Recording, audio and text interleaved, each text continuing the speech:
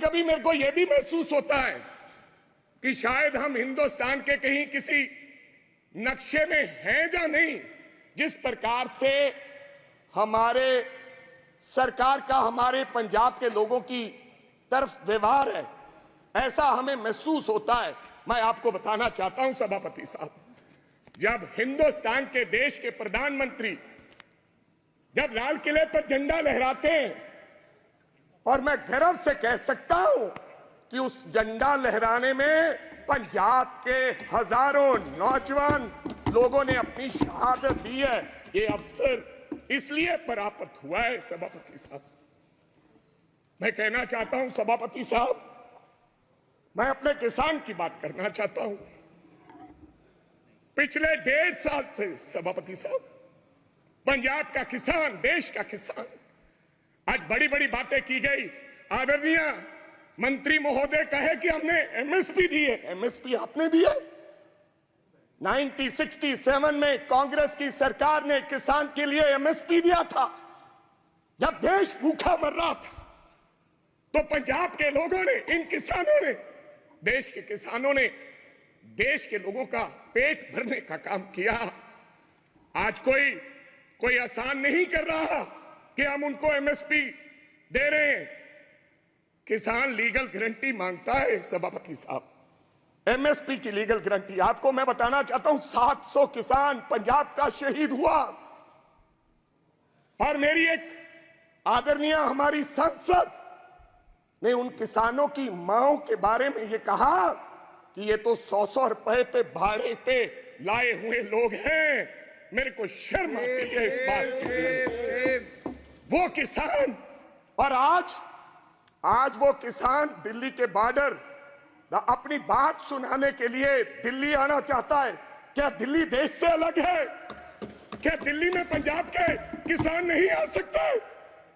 हमें हरियाणा के बॉर्डर पर रोककर हमारे पर गोलियां चलाई जा रही हैं। हजारों लोग किसान हमारे वहां पर इंजर्ड हुए और कईयों की मृत्यु हो गई, मौत हो गई है। लेकिन सरकार की तरफ से गर्मी है। 45-47 डिग्री में बैठा किसान चीख कर पुकार रहा है कि हमें एमएसपी की लीगल गारंटी दो, हमने दिल्ली जाना है। लेकिन उनको आदेश है हरियाणा की पुलिस को, यह देश के गृह मंत्री के द्वारा दिया गया आदेश कि पंजाब का अगर कोई व्यक्ति दिल्ली की तरफ किसान मुंह करेगा तो गोलियों से उसको मार दिया जाएगा। ऐसा हमारे साथ व्यवहार हो रहा है सभापति साहब। ये हालात है। आप कहते हो किसानों को, आपने किसान निधि योजना में आपने बड़ा कोई इनकलाब खड़ा कर दिया। आपने कहा कि 3,20,000 करोड़ लोगों को हमने 20,000 करोड़ दिया है किसान निधि योजना के तहत। मैं पंजाब की बात बताना चाहता हूं। आंदोलन के बाद हमारे साथ किस प्रकार का व्यवहार हुआ। 2019-20 में 23 लाख लोगों को किसान निधि योजना का फायदा मिलता था। जब हम आंदोलन किया, सरकार को काले कानून जो 3 बने थे वो सस्पेंड करने पड़े, वापस नहीं लिए। तो इन्होंने कहा कि अब इनकी निधि योजना बंद करो। 2023 और 24 में ऑन रिकॉर्ड बोल रहा हूं, फ्लोर ऑफ द हाउस, 8,56,000 लोगों के किसान निधि योजना से नाम काट दिए गए। ये छोटी बात नहीं है। और कहा गया कि इनके कागज इनकम्प्लीट थे, इसलिए हमने इनके ये खाते काट दिए गए। तो पहले आपने कैसे दे दिए 23.5 लाख लोगों को। मैं चलो ज्यादा कुछ ना कहते हुए मैं आगे एक बात और करनी चाहता हूं सभापति साहब। ये किसान का हाल है। मैं बताना चाहता हूं, अभी मैं पेज नंबर 19 पे पढ़ रहा था कि ये भारतीय न्याय संहिता यानी कि penal code will come into force in the country from the 1st of July। लोगों को इंसाफ देने के लिए। और देश के गृह मंत्री ने लॉ एंड ऑर्डर की बात कही कि पंजाब में लॉ एंड ऑर्डर की स्थिति ठीक नहीं है। आज से 4-5 महीने पहले मैं आपको ये कहना चाहता हूं, आप लोगों को जस्टिस देने के लिए ये लॉ लेकर आ रहे हैं। आप कभी पाकिस्तान की बात करते हैं, कभी चाइना की बात करते हैं, कभी कुछ और कहते हैं, लेकिन मैं आज इस सदन में एक बात कहनी चाहता हूं। सभापति साहब, हमारा एक साथी था, उसका नाम था सिद्धू मूसेवाला, एक कलाकार था, दुनिया में उसका नाम था। चाहे तमिलनाडु हो, चाहे महाराष्ट्र हो, चाहे केरला हो, चाहे न्यूयॉर्क हो, उसके गाने पर दुनिया झूम उठती थी।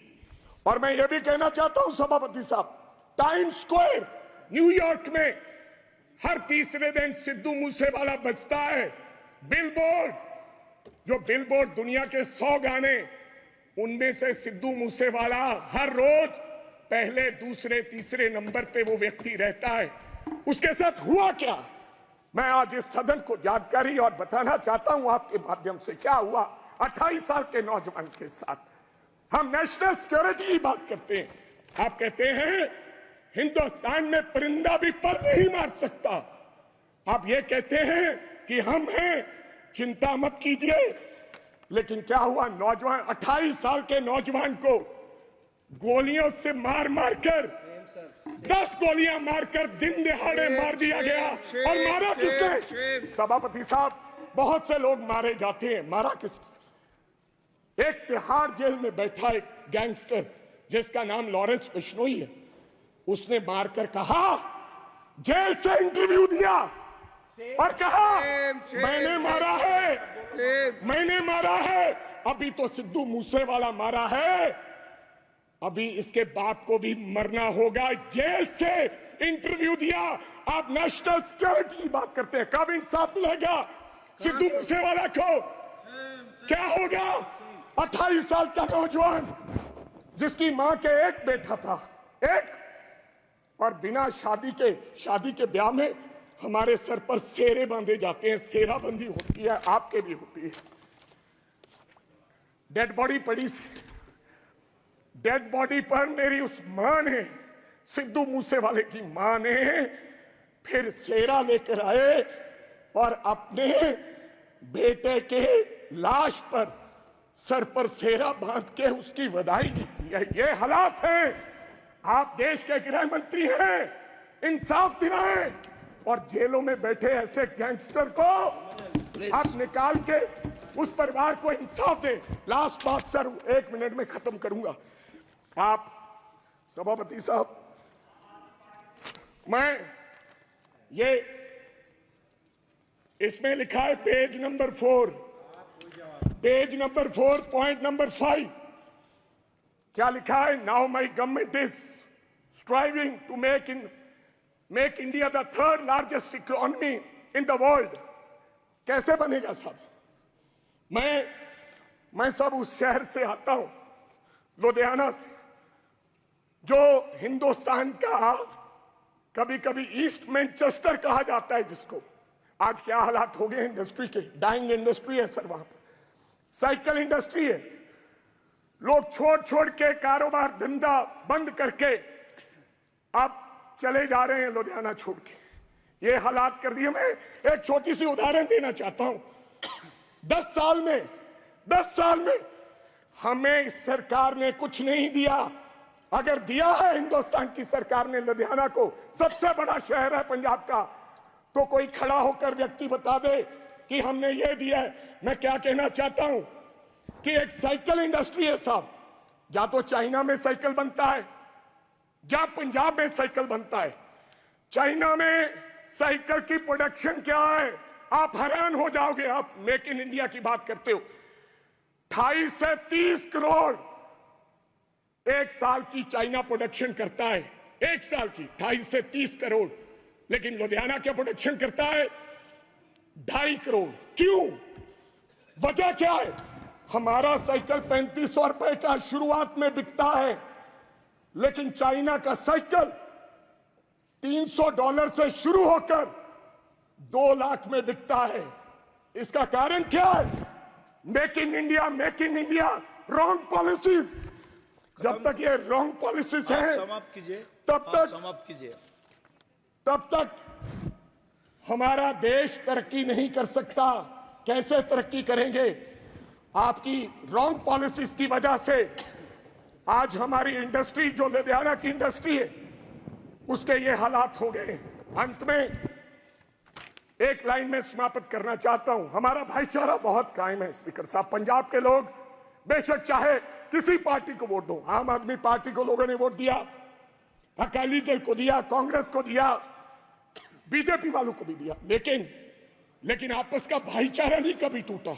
इस बार पहली बार राम जी के नाम पर, भगवान राम के नाम पर, भगवान हमारे भी हैं इनके, और भगवान ने बता दिया अयोध्या से ये संदेश दिया पूरे देश भर में कि राम भगवान बीजेपी के नहीं है। उन्होंने ये संदेश दिया। लास्ट मैं एक सेकंड पहले बोल रहे हैं, बोलो सभापति साहब, मैं एक नारे के साथ अपनी बात खत्म करूंगा। बस एक लाइन में खत्म कीजिए सर। एक सेकंड, हमारा भाईचारा कायम रहे।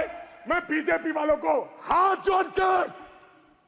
जोड़कर गुजारिश करना चाहता हूं, देश के प्रधानमंत्री जी को, देश के गृह मंत्री जी को, कि मंगल सूत्र की बात ना करें। थैंक यू आप कब्रिस्तान की बात मत करें।